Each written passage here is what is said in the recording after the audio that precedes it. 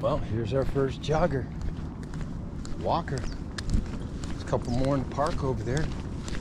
Another one across the way here.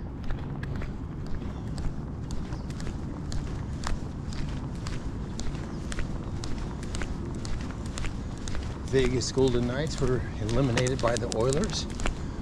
I think it was 4-1. So that season is over.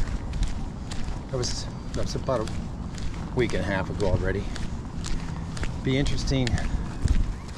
The Oilers are playing the Dallas Stars, and that series might be over by now too. I think the Oilers were leading 2-1 last time I checked. There's no point in me following hockey anymore. The Golden Knights are out of it. But I mean, I didn't follow hockey all year until the Golden Knights were playing the Edmonton Oilers. You know, I was kind of tracking that a little bit.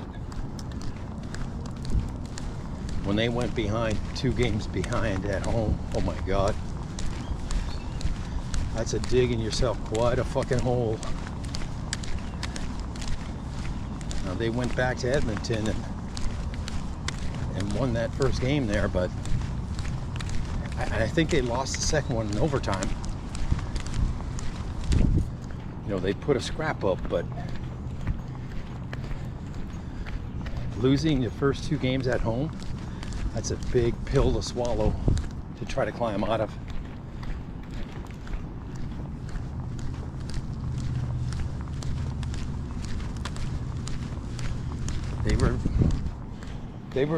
The Golden Knights were probably odds-on favorite to win the Stanley Cup, but it's not the best team that wins the Stanley Cup. It's the team that plays the best. Does that make sense, kids?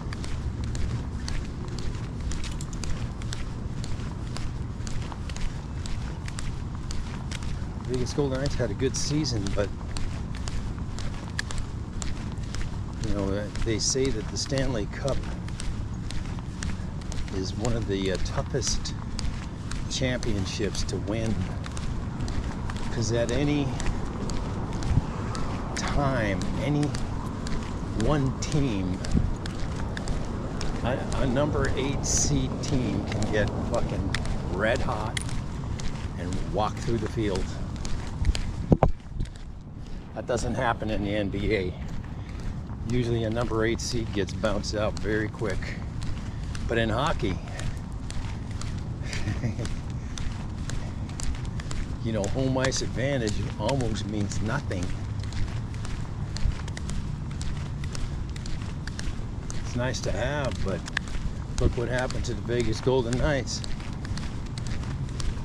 Lose the first 2 at home. We're gonna have to put some calamine on my ankles. Next time I'll have to spray my ankles with that bug dope.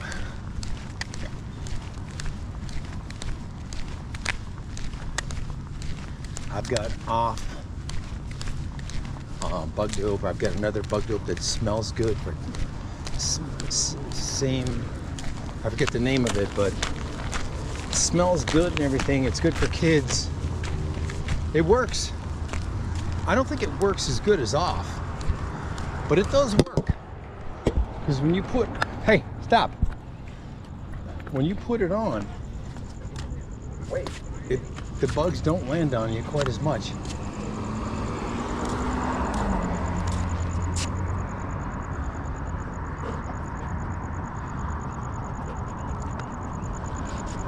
Stop.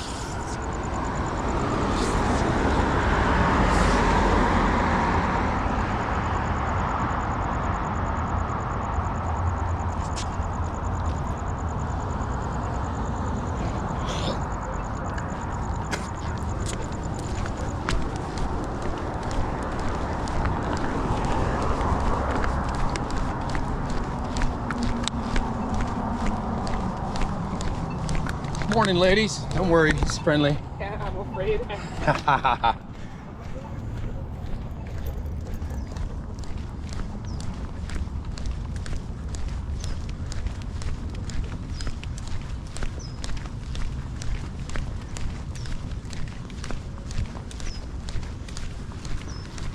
That's Bucky.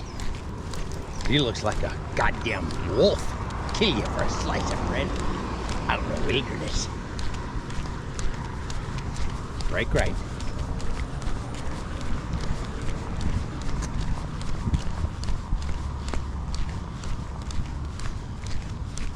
Whew.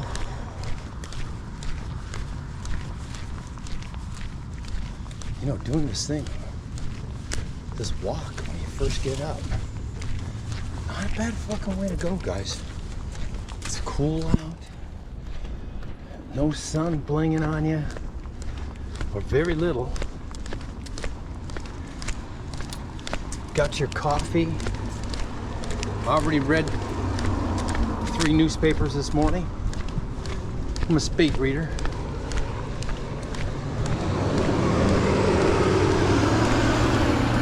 We had a minor fender bender on Interstate 215 somewhere.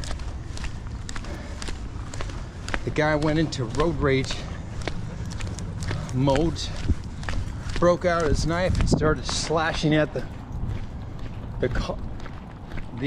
other person's car. That person, I don't know if it was a male or female, I don't know. I didn't read the story that close, gentlemen. That person whipped out a gun, shot him, killed him.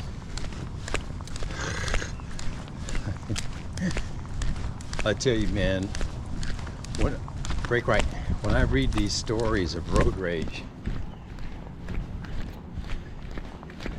you know, when I drive, I am not the least bit shy of popping somebody off that is stupid. I will pop people off left and right when they are stupid. I have to let people know when they are stupid. It's just an inherent in my nature. You know, yesterday, Scat Pack Charger,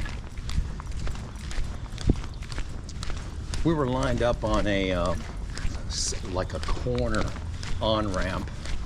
He had the inside lane, you know, so I dropped it into sport mode because, you know, I'm gonna blow his doors off. But the situation here is not good because it's a gradual corner. He's got the inside lane. If he loses it, he could take me out.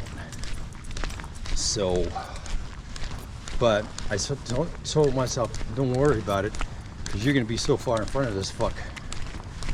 It's just a little 500 horsepower Scat Pack. I eat those for breakfast, lunch, and dinner. But anyways, and just across the way, the other light, it was a Dodge Challenger. You know, I don't know if it was a Hellcat Red Eye, but it looked like one. I was scanning the horizon to see if there were any police cars around,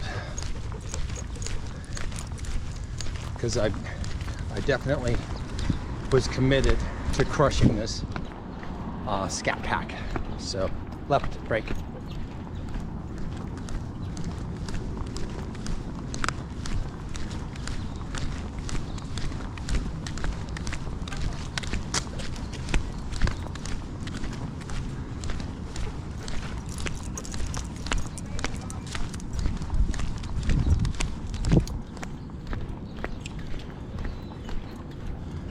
Have I told you guys that I've never lost a race? I get tested a lot. Had a black Corvette, very good looking Corvette, come alongside me the other night. He staged me, so I dropped it in sport mode. We started off a little slow initially for a split second, but then he hit it, so I hit it, and I was gone. That's only a 3.5 second car at best. Remember, I'm in the 2.8, 2.9 bracket. So when you hit it, you're gone. Gone in 60 seconds. 0 to 60, that is.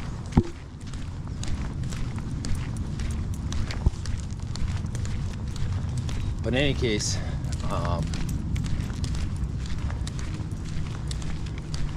I would much rather have had the inside lane on that dude, on that corner, because then if he loses it, he's not gonna, you know, take me out.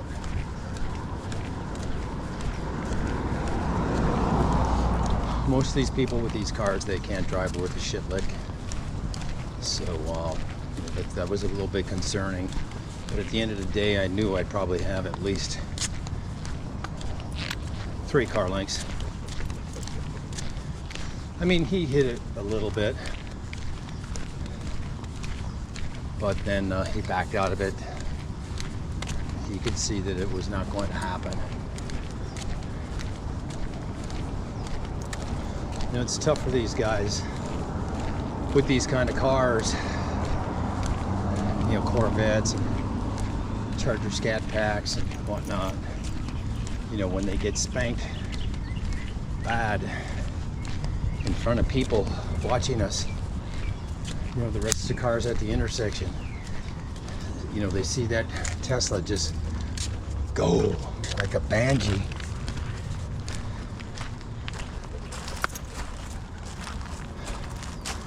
So we got that trailer partially packed up. From here, it's easy to throw the dirt bike on. That's 4 tie downs. Each mountain bike has 2 tie downs each. Very easy. Then you'll put a tag line from the outside mountain bike to the inside mountain bike as a safety line, and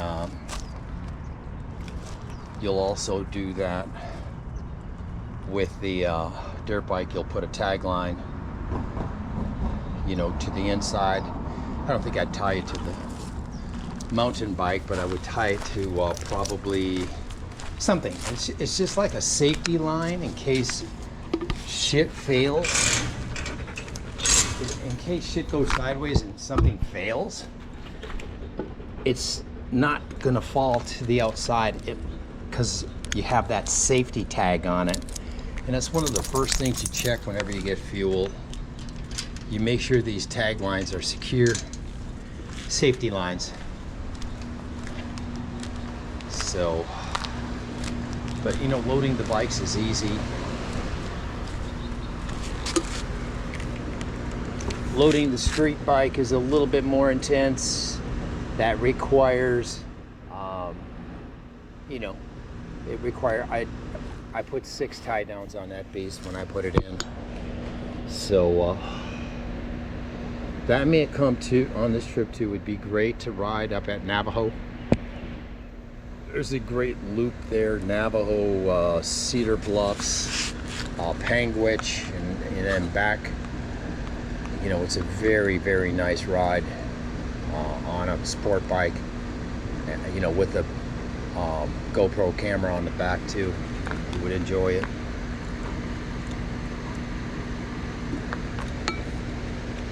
Very nice riding. We could go to the Lower Bound Reservoir too, is also an option.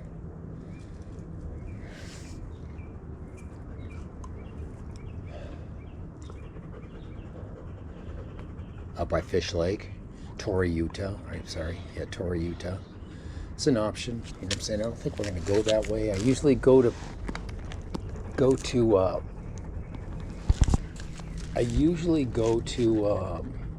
Tropic, but like I said, it's a dirt road.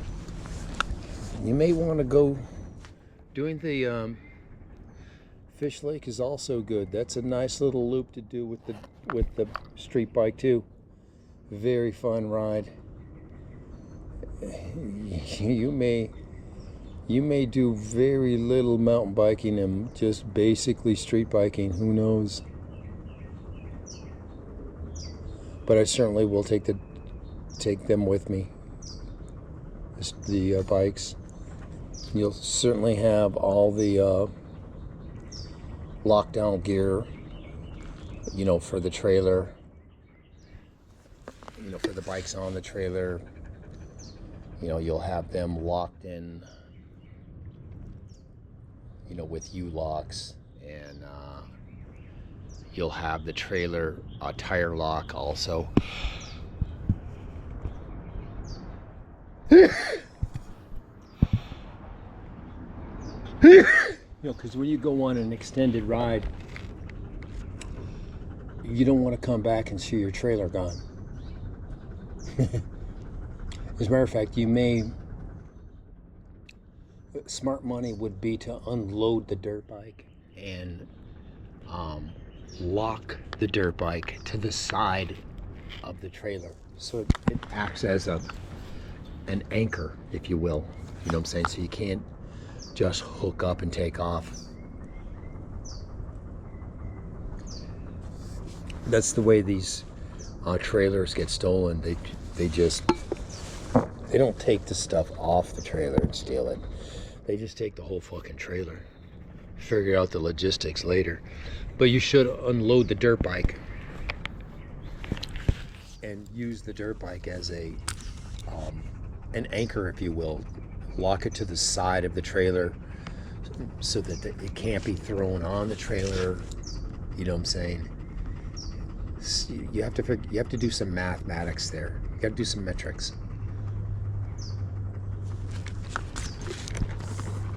See, right now I'm getting bit up by these little fucking maggot bugs. So these Japanese tiger mosquitoes, man. You know, 5 years ago we didn't have these Japanese tiger mosquitoes here. We had an occasional mosquito, but not these Japanese little fuckers. The only thing good about these Japanese tiger mosquitoes, yes, they bite you, yes, you feel them biting you, and yes, they are itchy for 30 minutes, and then the itch disappears. But they are annoying.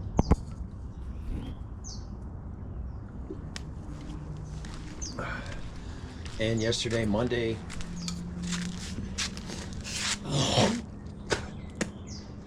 was a shitty day at work.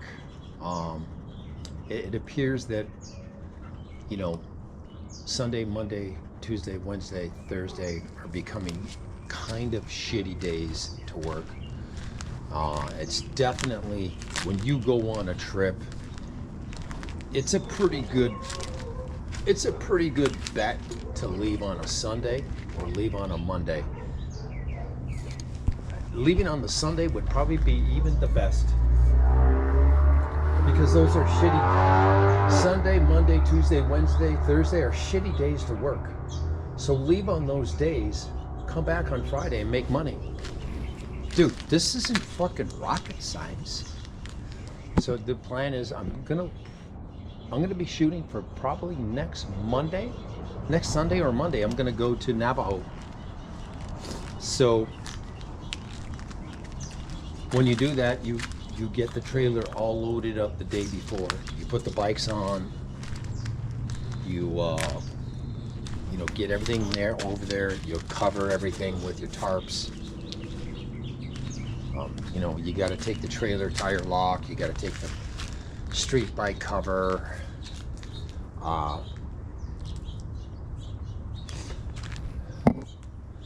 There's different things you got to do.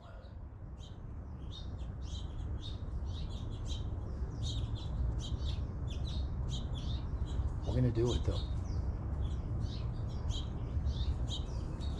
That is the plan. To leave on Sunday or Monday. Last week was a good work week. Made some good money. This week, I'm hoping for the same. But in the future, you're gonna really strongly consider not working on Sunday, Monday, or Tuesday. Sunday, Monday, Tuesday, Wednesday, or Thursday.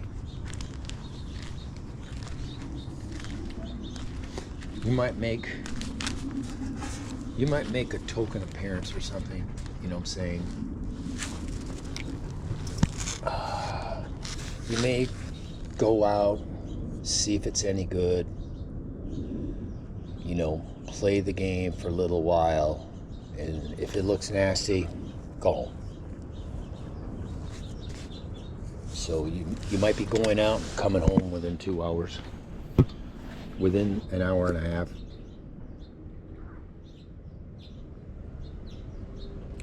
I gotta tell you though, I do look forward to getting out in the evening all the time, so